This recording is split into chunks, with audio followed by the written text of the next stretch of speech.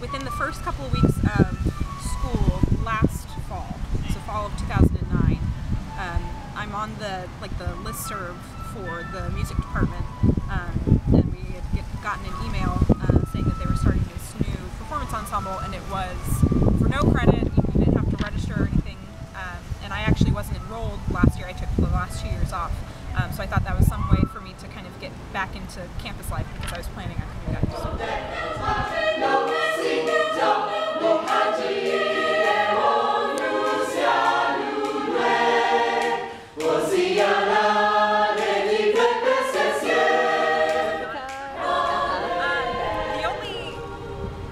The only difficult part for me has been trying to adapt to the different sounds, the vowels. Like we have A, E, I, O, U, but in Africa, most of the dialects there, it's A, E, I, O, U. So just trying to initially learning it that way, and then trying to keep instilling it and remembering it as sort of a different sound.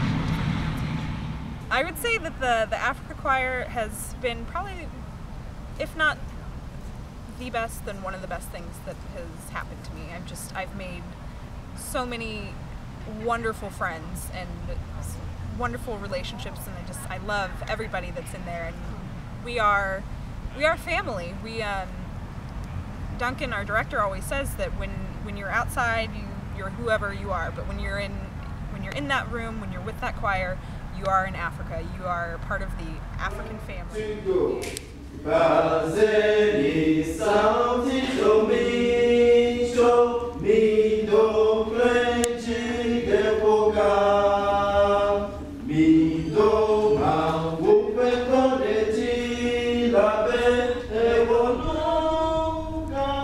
the African choir here was put together by Duncan and I. We got the idea together and we thought that people might be interested. We should do something new than what is here, so we decided to get it all together and then start going. How long has it been around then, since you started? I think this is our second year. Yeah. 1, 2, go! Hallelujah! This is not really hard. My entire life is impacted by the choir. I think since I started with it, it's something that it's in my heart and on my heart, and I love singing. So every Friday to me, it's a moment of celebration. So it brings me so much joy, and you know, kind of feel the sense of community.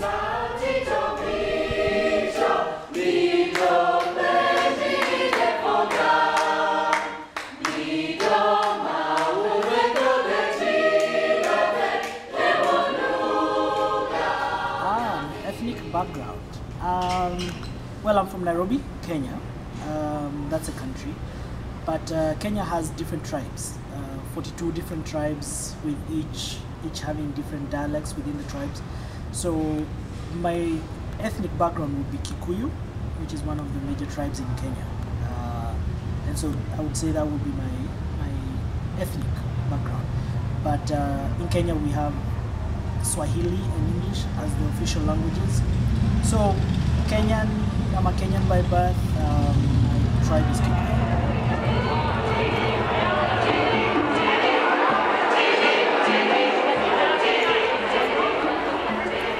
Well, informally, I mean, we sing at pretty much any occasion, and most of the traditional songs are sung during those occasions. So, you know, you have a wedding, for example. There's some songs that are sung there that you really don't learn in school, but because you go for so many weddings and so many different functions, and you hear all these songs being sung, they become part and parcel of your knowledge. So, informally, that's the kind of thing that how we learn songs.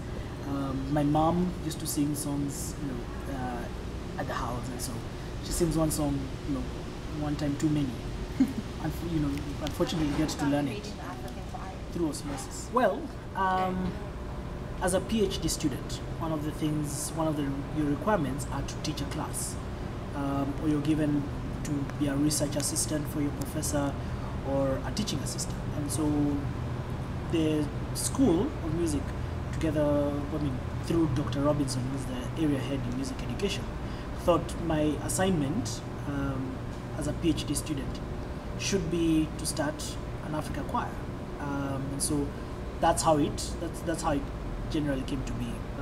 And since my background is in choir training, it was perfect. It was just choir part right fit. Well, one is the kind of music we sing. It's predominantly African music, so that sets it aside from other choirs. So we don't do any Western style music. It's all African music. Even the style of teaching is different. We don't hand out music scores. We don't hand anything like that. It's all taught by rote, which is how we learned in choirs in Africa. And so, if we're going to sing African music, then we might as well teach it in the way that it's taught in Africa. So, and that's how it's been done. So, those two main reasons set it aside. From the songs we sing, there's lots of dancing, there's lots of movement, which a lot of choirs generally don't tend to do. So.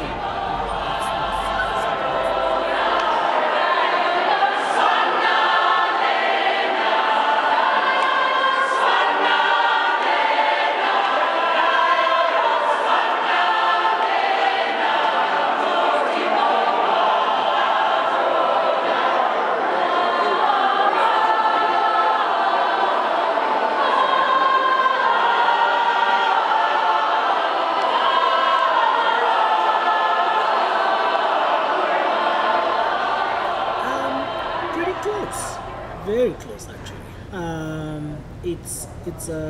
The choir members here are very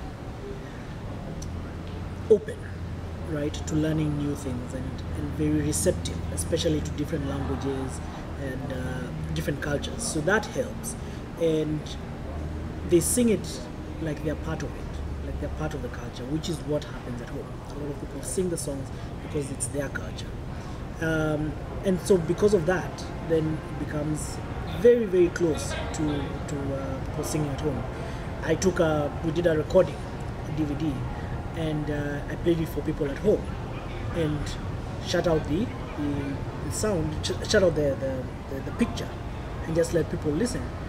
And ask them, so which choir do you think this is? And they started naming, choirs there. This is such and such a choir, this is such and such a choir. And then I put the picture on, and there it was, the UF Africa choir. So it is pretty. It's impacted drastically because being an international student and being away from home is one of the hardest things.